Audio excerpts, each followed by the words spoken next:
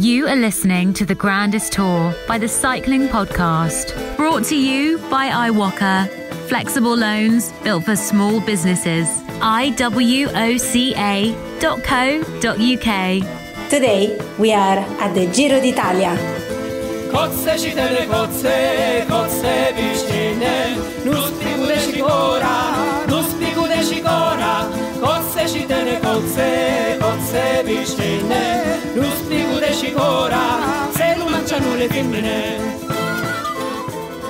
After a start like that and the average was just strong riders, and I'm really happy for Sagan. He really deserved it. The Giro deserves it. Cycling deserves it. Well, Daniele Friberoncini, on our final day at the Giro d'Italia, it was other people's final day at the Giro d'Italia today as well. Some of whom woke up not knowing it would be their final day at the Giro d'Italia. But we opened tonight's show with Max Chiandri, sports director at Movistar, talking about the amazing win, and we'll talk about this a lot, by Peter Sagan. It was extraordinary, wasn't it? One of the great Sagan victories, Sagan's greatest victory. We'll talk about that later, won't we? We will. But his victory, and really this day at the Giro, overshadowed by the news that we all woke up to or learned over breakfast, that the COVID test carried out on the rest day produced quite a number of positives, including two riders, and two very high-profile riders, Stephen Kruijswijk at Jumbo-Visma, Michael Matthews at Team Sunweb. There were four members of staff at Mitchelton Scott as well. They lost Simon Yates, of course, the other day, who was the first rider to test positive for COVID. When was the last time a team pulled out of the Tour de France? Was it Festina? No, I mean 2006. Teams did. Correct. Did they Correct. not You're disappear right. in 2006? They did. Some teams, Liberty Segura didn't have enough riders to field a team. Did any other? I don't think any other whole teams pulled out during the race. I think you could be right, Daniel. There were other staff members who tested positive for COVID from AG2R and Team Ineos.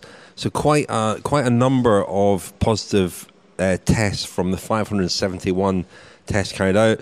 But it meant that Mitchelton Scott withdrew from the race, and Team Jumbo-Visma withdrew from the race, having travelled to the start of the race today and appeared to be ready to start. That was in Lanciano, and then made a late decision to not start. And we only really learned of this, didn't we, as the riders wheeled down to the start, and we realised there had been no Jumbo-Visma. A few of you, well, you, Daniel, hadn't seen Sunweb, but they had appeared quite late. They were all quite late to the start. But Jumbo-Visma, Addy, Engels, their sports director, marched past us on his way to the start to obviously explain to RCS that they weren't going to take the start. But there was quite a surreal atmosphere, wasn't there? There was, Rich. You know, one thing that wasn't surreal, if ever you're feeling as though, you know, you've lost your bearings at the Giro d'Italia, you're lacking reference points, one thing always remains the same. What is that? Gianni Savio, the modulo for today's stage. First stage after the rest day. Yes, 7-1. 7-1, 7 are the riders that must enter in the breakaway. Because to be in a breakaway, and we were for 7 stage. I'll ask you in a minute what happened on the stage where you weren't. Yes, but this is not possible all the stage. I think that is important that all the riders must be very, very, very attentive. And one, Jonathan Restrepo, for the sprint. The bomber. In the finish, the bomber, but we hope the bomber. We don't know. How is Restrepo? Because the other day when he was the bomber, it didn't work so well. How is his form? He was one day 11, and there are other sprinters stronger than Jonathan. But he's a good rider, he's a serious rider.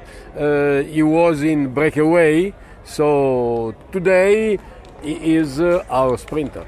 The bomber sold us a pup today, did he not, Gianni? Well, the bomber, Restrepo, well, he did. I mean, Gianni, I don't know whether Gianni was trying to throw us off the scent, but he said that his whole team, 7 riders, had to get into the breakaway, except the bomber, Restrepo, and the absolute opposite happened. I think maybe we misunderstood the tactics, or maybe his team misunderstood the tactics. But that was Gianni Savio. We're going to talk in the first part about the COVID test, what it means for the race. We're going to hear from Addy Engels from Jumbo-Visma, a very, kind of shocked-looking Addy Engels. One of the questions he was asked, actually, was whether the decision was made in Holland by team management or here on the race, and he said it was a combination of the both. It was done in consultation, but really, he looked kind of shell-shocked, Addy Engels. Luke Roberts we'll hear from as well, from Team Sunweb, the sports director there. A terrible day for them in the sense that they lost Michael Matthews, and there's this uncertainty over them now.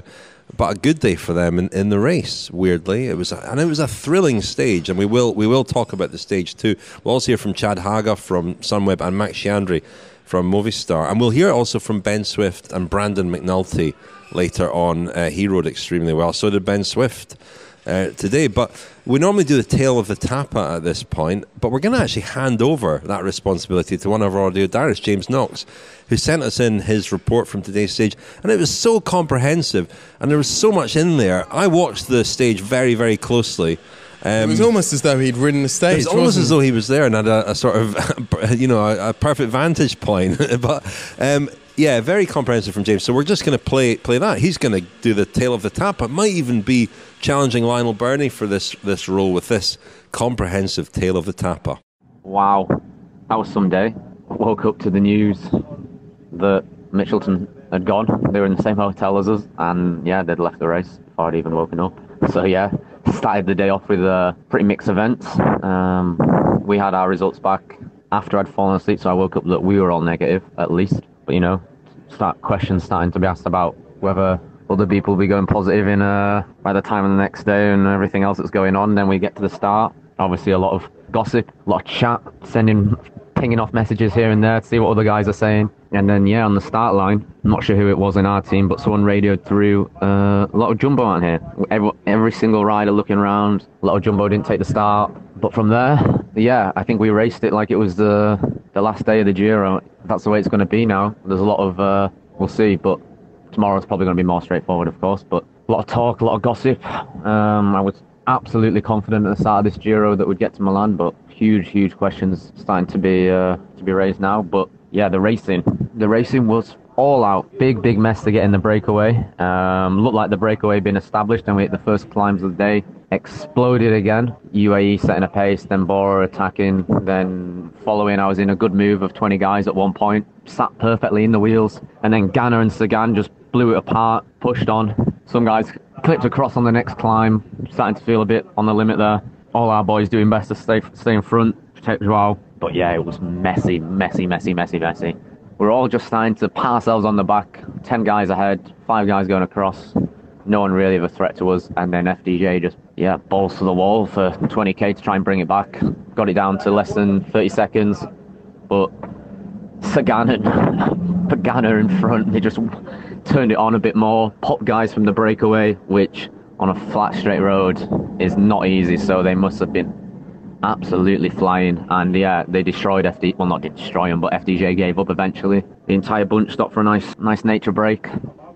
Got the feed bags because we couldn't get them because we're going 65k an hour through the feed zone. Stopped at the cars, had a little refuel, had a little quick chat. Everyone laughing about how hard that was, and then UAE started pulling straight away. So before we knew it, we were to the hard final 50k or so of the race, and yeah, it was just full gas racing. I hope the TV coverage showed that, because yeah, the first climb was not too bad, but yeah, it's big stress to be in front for the bottom of the climb. Climb was hard, big fight over the top for the descent, starting to get wet roads, and then NTT did a big job for the next climb, took it on, rode a real tough pace, blew the race apart. Actually, I think there was only like 40 guys left at that point with still 40k to go. They did what they could. Presumably Portavivo wanted a hard race, but in front with numbers was us. Almeida had me, Honore, Masnada, Seri around him. We did our best to stay around him. Tacks are flying off, but yeah, Bilbao got away on the descent. I think I was a little bit behind. These wet descents were pretty sketchy, and I was dropping wheels. But yeah, then we had to, me, Seri, Honore, pulled, did what we could to limit losses. Didn't let Bilbao get too far away. I heard he was close to getting across the Sagan. And then yeah, pushed on, tried to set a pace into that final climb, and yeah, Joao, pink jersey, took it on, had to do what he had to do, attacked, took across a elite group of top guys. From there, obviously, Fuglsang punched on the descent, and they got back across to Bilbao. And I think we can all stand here and say that was some ride by Sagan today. Obviously, he's one of the world's best rider of his generation, just about. And that was something special. I think the way we rode behind, and he had to drive the brake, stay in front, stay ahead of an absolutely rampaging peloton behind. So, yeah, not easy. What a spectacle. I was in a group ahead of Fuglsang, I saw Feline pull on the side of the road to give his bike to Fuglsang, and then Fuglsang was chasing my group, got caught to my group, and that's how I finished on the line, a minute or two back. But the most important thing was, we're racing to keep the pink now, really giving everything we can, and I think we did a really good job. We were all buzzing on the bus afterwards. Everyone gave their all, controlled like a real GC team. We didn't come with this ambition, but we're here now, and laying it on the line. Just to come in off the back of James Knox's, James of course rides for Deceuninck Quick Step. They successfully defended the pink jersey today. I mean, Peter Sagan was basically on the attack from the start. He rode from the front all day. He featured in every major break, and took a very well deserved win. I mean, Pello Bilbao, strong performance from him. Looked like he was maybe riding into the pink jersey with an attack from that group. Domenico Pozzovivo, his team did a lot of work, as James mentioned, and then he had a puncture at a terrible moment, but came back very strongly and attacked again. Jakob Fuglsang, not so lucky. He punctured, had to take Fabio Felini's bike, and it looked to be quite a bit too small for him, so he lost a bit of time today. And at the end, I mean, it was a good day in the end for our pink jersey, Joao Almeida, who attacked, who easily won the sprint for third place. He did attack and won. Yeah, so he took some bonus time at the end. So he now leads. Wilco Kelderman is still in second. Pello Bilbao still in third, but as they went pretty close, and Pozzovivo still in fourth. It was Jakob Fuglsang who lost out today. How much did he lose, Rich? You lost a lot of time. I'm actually looking at the results here, and they don't appear to be very. What does it say on general scoreboard?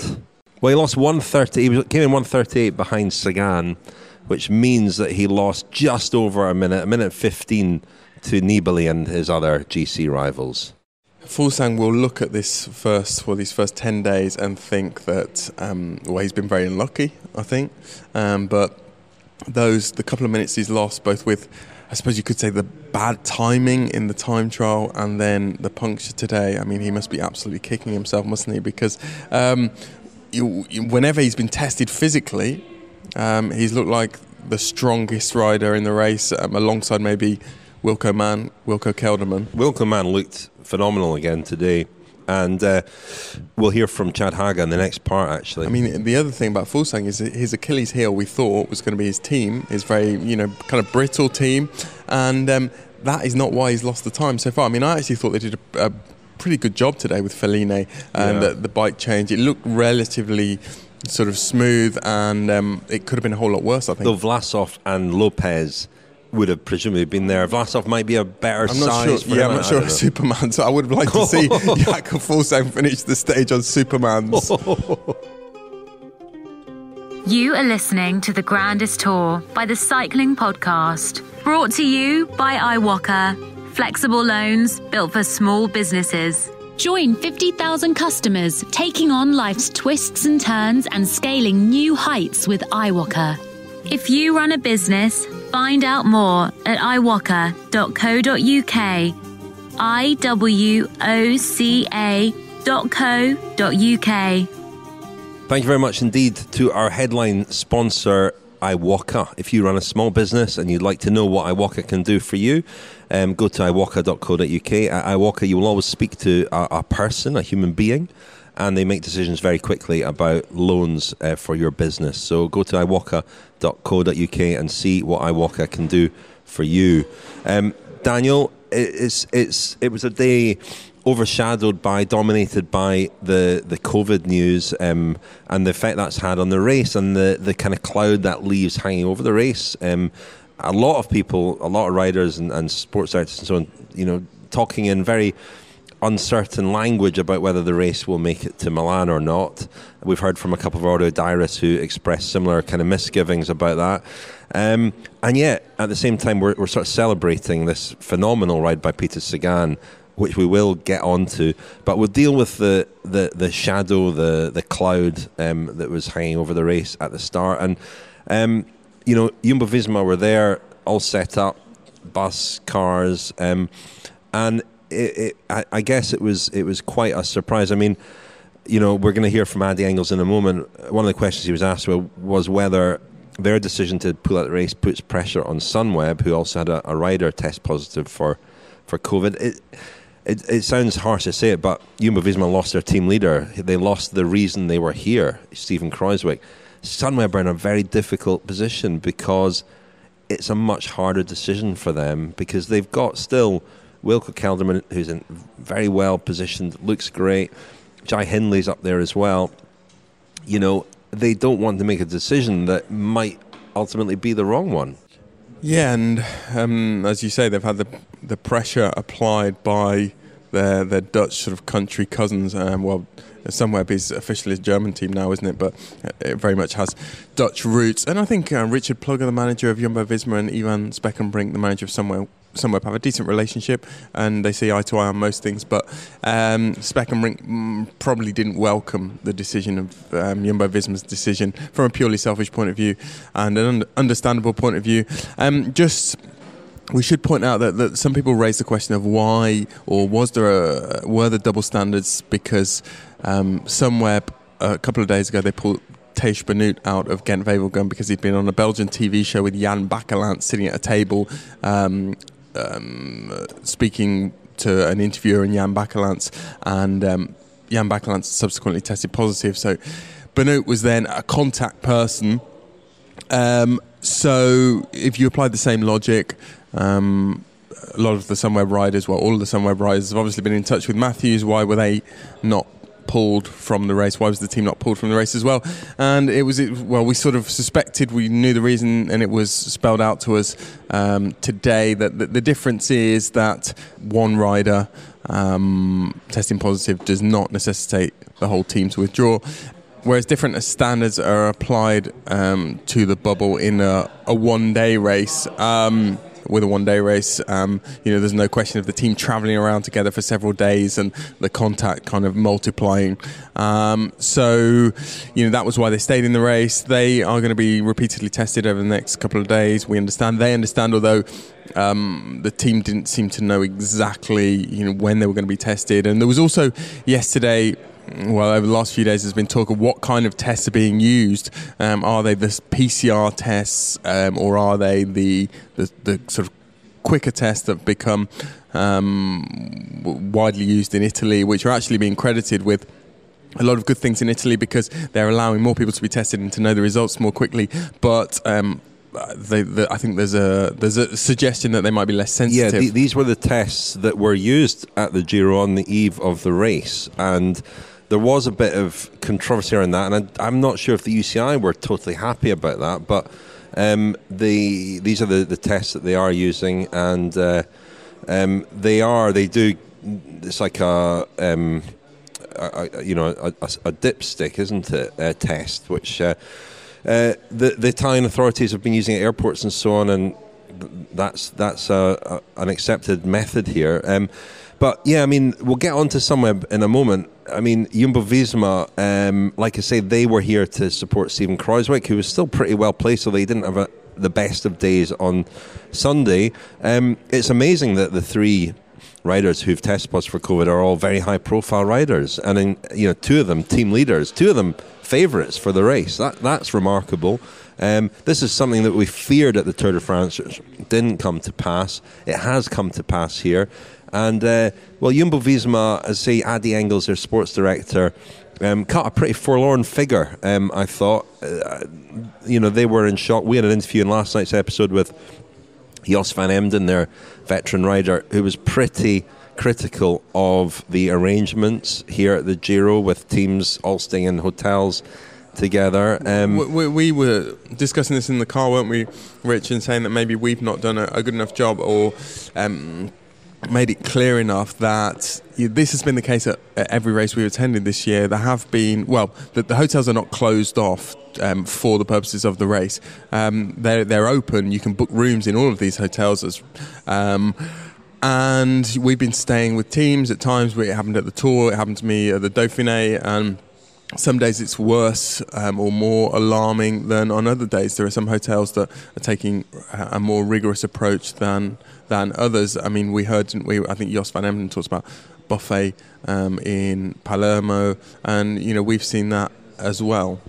We have. Let's hear from Addy Engels. And at the Giro. Shall we hear from Addy Engels? This is what he had to say this morning after the team took the decision to withdraw from the Giro. So, Addy, you guys have decided to take the team out of the Giro, and why?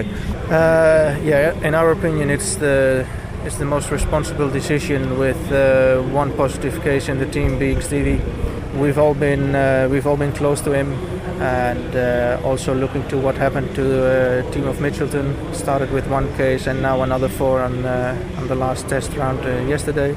So we've decided to take the most responsible decision, and with the responsible decision in terms of health of our riders and our staff. You just took this decision in the last hour or so? Yes. And can you just tell us, recap a bit last night? I understand you got the news about Stephen very late, is that right, last night? That was during the night, yes. We were informed about his positive test, and then we were informed also that we were going to be retested this morning. So of course then things start rolling, and that's also until now it's been of course a roller coaster, and that's also the reason why in the end the decision was late, because that's not a decision you just make. No, the decision was made together with management as well. We had a call. Then the decision, we took everything into account, the opinion of riders, opinions of staff, and of course our opinion, management opinion. Then in the end we came to this decision. How did RCS react this morning, or Maraveni? Well, obviously not I think happy. they can react themselves. But the thing is, it's a big thing, to withdraw from a race anyway, and especially from a race like this. In our opinion, it's also in the interest of the race to do it like this, because riders have been in touch with Stevie closely. If they continue, I think, for 1 week, then that might be another couple of positives. Likely.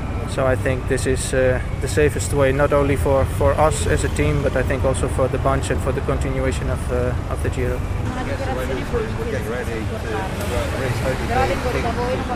Well, actually, they took the decision in a good way, because there's also the fear of continuing being that close to somebody who tested positive. Well, that was Addy Engels. Jumbo-Visma are off the race. They're away. And Michelin Scott, I don't think they had a lot of choice. It was clearly spreading within the team with Simon Yates and then 4 others. That will be alarming for Team Sunweb. And I asked Chad Haga, one of their riders, about that at the finish. You're in a really strong position as a team in the race. Wilco looks like he's flying. You've got Jai Hindley up there as well. So it's a strange situation from that point of view as well, I guess. Yeah, absolutely. To be going so well and then to feel like the wheels are falling off of the peloton with coronavirus it's a weird dichotomy to justify those two things. It's only a day, the first day since you learned about the Michael Matthews, but is it going to be hard to kind of keep your focus on the race, not knowing what the next few days might bring? Yeah, for sure. This pandemic is bigger than a bike race, so trying to perform our best while also keeping in our mind that this is a global pandemic, and it's a weird place to be. And will you guys have daily tests now as well? I don't know. I'm sure there's going to be more testing in our future, but I don't know.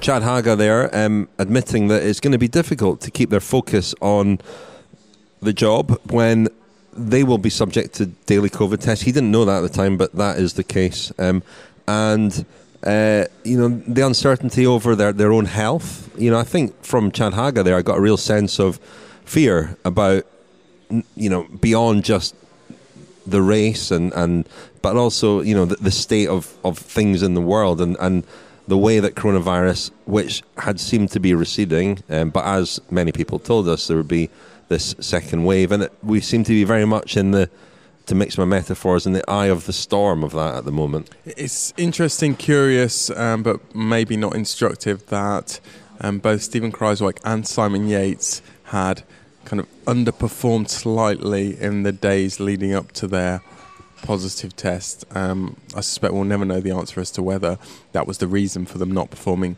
as well as we expected. All three riders, we should say, are reporting as asymptomatic. No, that's not the case with Simon Yates, is it? Because he had the test because he was feeling a bit under the weather. But as far as we know, he's not. His situation, his condition hasn't worsened. Matthews and Kruijswijk both apparently completely asymptomatic and only had the test because they were required to have the test on the rest day. So both of them live in Monaco. They've returned to Monaco to isolate for 14 days. Let's hear from Luke Roberts, shall we, the sports director at Team Sunweb, who you spoke to at the finish, Daniel. First of all, Rich, about today's stage, which was a good one for the Sunweb guys. They've had many good days on this Giro. Hindley and Kelderman, I think everyone can see, everyone is in agreement. They're both in fantastic form. And Sunweb still look like in a very strong position. Well, they look like the strongest team in the race, and obviously Michael Matthews would have made them even stronger because he's a guy who can also, he can climb well, and he would have been very valuable. He's gone, but a good day on the road, at least for Sunweb. So look, Wilco and Jai look as though they're still absolutely flying, but were there any sort of nervous moments today at all? Yeah, for sure it was quite a stressful day. I mean, the weather that came in there in the final of what's already a really tough stage, we thought it very likely to go to a breakaway, which it did in the end, but not without a really big fight. And hats off to Sagan today. The ride he's done was pretty special. The peloton fought really hard for it. Coming into those final climbs there, you could see that the guys would. The peloton really falling apart. The guys had a tough day. Our guys showed good legs there. Both Jai and Wilco up there in that diminished front group, and happy to get them safely through today. And look forward to a bit easier day tomorrow maybe. Just looking at the way the GC guys are riding, it looks as though some are keen to take any opportunity that comes, maybe thinking the race won't go all the way to Milan, whereas some look as though they're thinking that the real action is going to come in the Alps and Dolomites. Your guys look as though they're in the second category at the moment. Is that fair? Yeah, I think we have our eyes on the last week. There's probably opportunities where we could have gone after the leader's jersey, but in the big picture we're aiming to go to Milan, and we're aiming to go there to win it. So we don't want to change our focus off that, and we keep working as we plan to here. Obviously the day started with the bad news that Michael Matthews had tested positive for COVID. Jumbo-Visma left, you guys stayed, why? Basically we're just following the rules that we agreed upon with the UCI, with the organisation before we come. The protocol that we follow is stage races. It's basically the decision that we made. So there was never a moment this morning where you sort of considered, there wasn't an hour or two before the start where you considered maybe leaving? No, I think we're confident in the way we're working inside our bubble with the distancing, and we isolated Michael, and the team will be regularly tested. So we'll, as I said, just follow the protocols agreed on, and And from a technical point of view, there have been a lot of stages already that would have been kind of stages for Michael, but he also had a team role here. What will you miss? What are you losing in Michael? Certainly thinking about Wilco's GC. Yeah, I mean, Michael's a great all-rounder, and we will miss him. There was opportunities to pick up stage results or possible stage wins with him here. Today would have been also a nice day for Michael. So it's unfortunate we miss him. He's also a strong rider we can use in that for the GC support as well. So obviously to target the GC overall, missing a rider is not ideal, but we just carry on and keep our focus on what we can control. So. That was Luke Roberts, and another sports director we spoke to at the finish was Max Chiandri. We heard briefly from him at the start. Obviously he was, like many people, applauding Peter Sagan's victory, but he echoed as well some of the things that we heard from Jos van Emden last night about the arrangements here, and at the same time paid sort of tribute to Sunweb and Jumbo-Visma, who they've shared hotels with the last 3 nights, having noted, that they were sort of exemplary in what they were trying to do and how they were trying to manage things. So quite interesting from Max Chiandri here, the Movistar Sports Director. We had two teams in our hotel, so that's like 3 days in the same hotel with Jumbo and Sunweb. We had 5 teams in the first hotel with a wedding. With a wedding the second day we're there in Sicily. And actually I have to say that Jumbo and both Sunweb were very strict to rules, very strict to hygiene and gloves. I saw the Swannies really taking suitcases with gloves, so teams are doing the best effort. Everybody wants to be here and race the race. That's what's happening, and we can't really control. I think this is good. The finishes, the starts are good. I think the only things, hotels, they could have been like single hotels. You can't really plan. What can you plan? Weather, we don't know. COVID, we don't know. And it just shows you today that there's probably not even a leader. Okay, Quick Step are having the jersey, but I think everybody's just like, let's do something. It can be not tomorrow. 1,600 meter stage, Tirreno stage, good, and boom, explodes. It's pretty worried because first of all, after the rest days, rest days are always killer. A lot of stuff can happen, so we have to take day by day and keep things going. The Cycling Podcast is supported by Science in Sport. Science in Sport, fueled by science. Thank you very much indeed to Science and Sport for supporting the Cycling Podcast since 2016 at the Giro d'Italia. If you'd 2016, long time ago. Well, I've been droning on about this in the car, but Rich, tomorrow, the first Grand Tour stage I've missed since Israel 2018. Yeah, and I think it's about it'll be the 4th Grand Tour stage I've missed since 2015. Wow, amazing. Anyway, sorry. I wonder if there'll be a different atmosphere there. I'm sure it'll be very somber. I wonder if your morning. absence will be marked. It'll be very maybe with somber. some ceremony at the start. If you'd like 25% off all your Science and Sport products, go to scienceandsport.com. And do you know the code in Italian? No, but I promised Stephen Moon, who is our very kind and generous sponsor, Chief Executive of Science and Sport, that by the time we get to 2,000 episodes, I will have this nailed. Well, that's great. That's good incentive for Science and Sport to carry on supporting us. Thank you in advance for that, Science and Sport. The code is, can you do it in Italian? SISCP25. SIS. What is it? 25. SISCP25. SISCP25. There you go for the Italian listeners out there. Well done, Daniel. You got there. I got there in the end. It's my greatest achievement of this Giro. Well, Daniel, as I've said repeatedly in this episode, an absolutely fantastic day's racing, overshadowed by the COVID news, unfortunately, but what a day's racing it was, and really that owed an awful lot, perhaps mostly, to one rider, Peter Sagan. And we were asked in our press conference episode last night by a listener whether Sagan's waning powers could be traced back to a crash he suffered a couple of years ago. And I think we said that if there has been a waning of the powers, it's pretty marginal. He's still an exceptional bike rider. His consistency is incredible. He's looked to be in great form at this Giro, and he proved it today. He rode from the front. He was attacking, he was aggressive all day. It was a tough day, really hard climbs, not a lot of altitude gain in the climbs, but 1,600 metres, I think, Max Chiandri said there was today. But it was a tour de force by Sagan today. Well, it was a tour de force, but it felt like we were at the Tirreno Adriatico, because we've seen Sagan do this kind of thing in similar weather, on similar terrain, similar roads. The Tirreno often goes up these muri, these very steep ramps in the Abruzzo and the Marche, and I thought it'd be too hard for Sagan. I mean, we had a bit of a debate around the breakfast table today, didn't we? My tip was Michael Matthews today. Before we heard the news. But the divergence of opinions was huge. Andrea, Italian colleague who he knows a lot about cycling, rides a bike, had ridden the course. He was convinced it was going to be some form of bunch sprint. and maybe with Sagan winning, I thought it was going to be a GC day.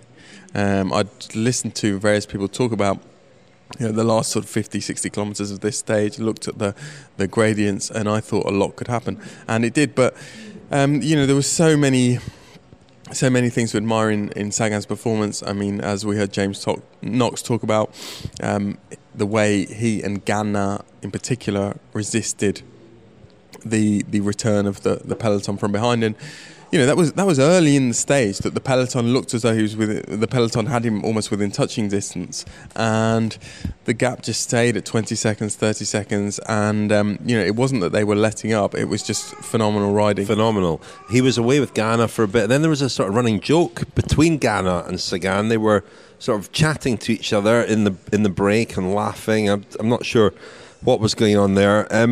Sagan was playing to some extent. He was going off the front with Ganna, then he went off the front with Ben Swift. Ben Swift rode extremely well. You spoke to him at the start, Daniel. In fact, he's been riding well here since Geraint Thomas had to pull out. Shall we hear from him now, Ben Swift? Ben, a gnarly sort of up and down stage today. Judging by the way you've been climbing, it must be one, well, I imagine it's one you've been targeting and thinking about. Yeah, definitely. I think today and the next 4 days are quite interesting. I worked really, really hard to be in my best climbing form to try and help G win the GC. I think, judging how the race would have gone, I'd had my work cut out and I'd had a good race, but hopefully now I can use that form to try and get something out of this race for myself. And I've been close in Grand Tours in the past, and try to finally get a Grand Tour stage win, it'd be brilliant. So it's a little bit tricky now with the way that the race is run, and no team is actually strong enough to really control it and take it on.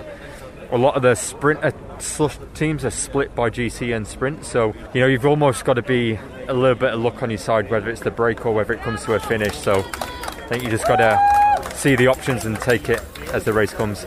Based on past experience, when you have been climbing really well, does your sprint suffer, and by how much? Normally when I'm climbing my best, I'm sprinting my best, especially because I sprint better in the smaller groups also. My plan here wasn't to do any sprinting, it was to work for G, and then once that changed, I was like, right, let's try and think about how I can best do my race. I won't do the big bunch sprints because I know realistically in the big bunch sprints then I'm not going to be there, but the actual only big bunch sprint that we've done, I was nearly in the top 3, but that wasn't the plan to do it. That was just trying to position Teo, and I found myself in position. I thought I'd just have a go. So I think as long as my legs are feeling good, I'm just going to try every opportunity. With the legs you've got, I guess you hope the race goes as far as possible, but how worried are you this morning after the news of the positives overnight? And also just thoughts on the bubble and how it's been managed, how it's been maintained throughout the Giro? No, it's definitely scary. I think with how it is in Europe and the world in general, there's a lot of cases becoming more and more. So I think the longer the season is going on, we're going to see more cases really and stuff. But all we can do, we can just try and protect ourselves as best as possible and hope for the best, and hope that we can make it to Milan. And because it's not just that, it's also the weather that's going to be coming in. But I think we're in good hands with the Giro organisation, and we just got to, it's down to them. Are you starting to play back in your mind the conversations you've had in the peloton over the last few days? Were you close to Simon Yates? Are those kind of things coming to your head? I think when you do see stuff like that, you do have a little think about it. But I think it's the bubble. Everybody's together anyway, and this is a strange virus, isn't it? And I think nobody's got any sort of idea. The more I learn about it, the less I understand about it. So Ben Swift, interesting there, I think, just on his own condition. About, you asked him about whether his sprinting powers were sort of blunted when he was in such exceptional shape that he's climbing very well. On Sunday he rode extremely well. He was up in that sort of group of GC riders. And after his efforts today, he still managed 4th on the stage, 2nd in the sprint behind. And you said you thought it would be a GC day. It was really. I mean, that group behind Sagan and McNulty, who held on for 2nd, it's only 13 riders. 13 of the strongest riders in the race. Yeah, and we'll just go back to Sagan's performance. I was thinking, Rich, if you put together an anthology of Sagan's greatest hits, you might obviously go straight back to the Monument wins, the Tour of Flanders win, which he It was the result of a solo attack, wasn't it? Yeah. On the top of the Eau de Quaremont, or over the top. And Paris-Roubaix, really, although he ended up with Sylvain Dillier, I think it was 54 kilometres really out. He can do it, can't 54 kilometres from the finish that he sort of said goodbye to the other big hitters. But I think this was right up there, particularly in the circumstances. Him sort of being written off, although, and I think the way he spoke at in his press conference at the finish line told me that this wasn't Sagan with a point to prove, and he didn't take any pleasure. He didn't spend any time sort of gloating over who had written him off, or he didn't sort of suggest that this was any kind of message. It was just Sagan doing what Sagan has been doing for, as we said yesterday, he's been doing for the last 2 years, 3 years, 4 years. And if you go down and you look at his results over that period of time, you see the number of second places, and we see that as a failure, but all that really means is that he's been unfortunate enough to find one guy on the day who's been better than him. He might. I said last night that he'll win Milan-San Remo when he's no longer a favourite to win Milan-San Remo, and I kind of stand by that, because I think a bunch sprint is always a lottery, and you don't get really any credit for finish third, fourth. He must enjoy winning like that on his own. It appeared so. He can do that, and maybe he'll try to do that more often. Maybe that will become his thing. I mean, I think there was always a high probability that he would move into and find excellent form in the Giro, because he's a guy who can obviously absorb massive loads, training loads. We've seen, his powers of recovery in the Tour de France. We've seen back-to-back stages in the mountains when he's been in breaks, and some guys fold and crumble when they're overloaded with training and work, and Sagan is not that guy. And I spoke to Elia Viviani this morning. I think we'll hear from him tomorrow about how you do get fitter. When you ride back-to-back Grand Tours, but your explosiveness goes slightly. And I think Sagan is probably very, very fit at the moment. He's in great condition, and there are more opportunities for him. There's another opportunity in 3 days when the peloton will go over the little volcanic hills outside Padova, the Colli Euganei, and I think he'll have a fantastic second half of the Giro.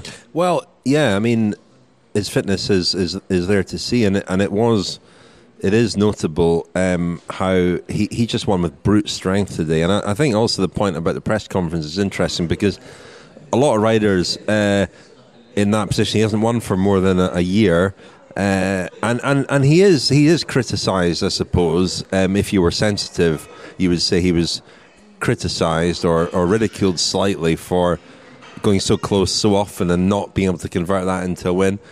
But if that bothers him, then he didn't show it at all in the press conference. He seemed very kind of sanguine about everything, really. Yeah, we were sort of imagining the responses of certain other riders in similar circumstances if they hadn't won for however many 100 days it is that Sagan hadn't won. Unrelated to that, and another news I meant to mention earlier, Mark Cavendish is coming out of retirement. That was a low blow. He's coming out of retirement tomorrow to ride Scaldaprice. I meant to mention that earlier on. But yeah, he's not retired yet, but maybe Scaldaprice will be his last race. Daniel's definitely not being drawn on that. I'm not going to engage in this. Anyway, Sagan, yeah. I don't approve. What a victory. What a performance. What a ride. And, I mean, there aren't many riders who can do that, I guess, are there? Any other stories from today, Daniel? I mean, I thought Pozzovivo was remarkable today. Yeah, I mean, he's not far off, the pink jersey, really. And I think today he fancied that, because he had his team work hard. They did a lot of damage in the race, which we haven't seen that an awful lot from NTT, and it was good to see that they have really rallied behind Pozzovivo. He's sort of, I can see him emerging as a sort of cult hero, a kind of because he looks so awkward on the bike. He's Thumb. He's got this injury. He looks like a crab, doesn't he? He's got this injury. I shouldn't laugh about it because it's not funny, but he's overcoming significant kind of hurdles here. Pozzovivo, he crashed out the Tour. He had an awful. Well, he was hit by a car at the end of last year. He's really. Oh yeah, he's showing me a picture of Tom Thumb. Oh dear. Anyway, but he punctured at a bad moment. He had a slow kind of change. Got back on eventually, and then went straight to the front and started tearing it to pieces. And the NTT work earlier on was clearly designed to set him up for a proper attack. And if that puncture hadn't happened, then who knows? I mean, Pozzovivo might have done more damage than Bilbao, who had a go. But those guys are all within sort of touching distance of the pink jersey if Almeida falters, which he didn't do today in the end. And doesn't look remotely close to faltering at the moment until, we get to the high mountains. If we get to the high mountains, we spoke to a couple more riders today about just how cold it was 2 days ago at Roccaraso and the prospect of descending in much colder temperatures. There seems to be a real consensus in the peloton that stages could be cancelled, shortened, and also with the further looming threat of the COVID positives. Quite a few riders today, and I was quite surprised about this, talked about the peloton racing as though it could be the last day, which, we heard a lot in Paris-Nice earlier in the year. I think it would take something quite drastic and quite remarkable for the Giro not to start tomorrow, for example. We know that your absence, and perhaps. Well, we know that Sunweb are being tested again tonight, but we heard, we saw, didn't we, Rich, on after the first rest day of the Tour de France, or on the Tuesday, wasn't it, when the results of the tests carried out on the first rest day of the Tour de France, the atmosphere, particularly at the start of that day, but throughout the day, and it lasted about 24 hours, was very febrile. There was, the journalists getting very excited about the developing situation, speculating about how far the race was going to go. And it was kind of, although we're a very, very reduced press pack here, it was kind of the same today, wasn't it? But that could easily, in a very short space of time, return to, a quiet confidence that the Giro is going to make it, at least in the next rest day. Well, that's absolutely right, because an illustration of that was at breakfast this morning when 1 minute we were, preparing to leave for the stage. The next minute, this news dropped about the test, and immediately the race is plunged into doubt. And that could just dissipate over the next few days, and we get back to some kind of normality. But there is a Paris-Nice sort of feeling about it. I think also with the wider context is that in Europe things are getting more and more fraught, really, and the various places are closing down and measures are being taken, and there could come a point, as there did at Paris-Nice, where it just seemed almost, and I think one or two of the riders talked about this as well, that they don't want to be participating in a race that a lot of people will think shouldn't be going on as well. There's that aspect to it as well. So it does have a sort of Paris-Nice feel about it, but the converse, the flip side of that is that, and it seems sort of almost obscene to relish in this, but the racing is amazing. At Paris-Nice, they race every day as if it was going to be the last day's racing for a long time, as it was. And here too, I think that will be the case. We saw it today. Just a rip snorter, as you would say. Is it more or less precarious than our eatery last night? That was very precarious. Trabocco. We ate in the middle of a raging Adriatic last night. The trabocchi are these very rickety-looking structures built in the sea. Yeah. Fishermen's huts, like little jetties with these, huts that look like they're falling down in the sea, and they are dotted along the coastline there. You said just for about 10 kilometres. That area, particularly where we were, just south of Chieti, is famous for them. So much so it's called the Costa dei Trabocchi.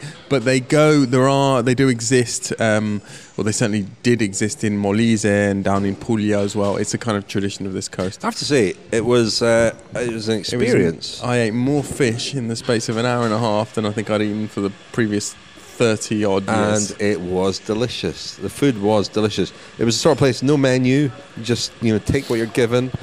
The food was excellent. The wine was excellent. We had a nice white wine, a pecorino. Most people will be familiar with pecorino. It's a cheese. It's a kind of hipster alternative. Pecorino ice cream in Sicily. Yeah, it's a sort of hipster alternative to Parmesan. Pecorino, better on spicy food than Parmesan. You should never have Parmesan on spicy food, but Pecorino you can.